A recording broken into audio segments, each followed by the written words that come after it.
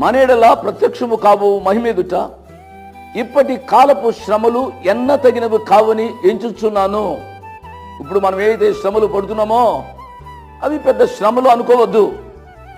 దేవుని కుమారుల ప్రత్యక్షత కొరకు సృష్టి మిగుల ఆశతో తేరుచూచుచూ కనిపెట్టుచున్నది.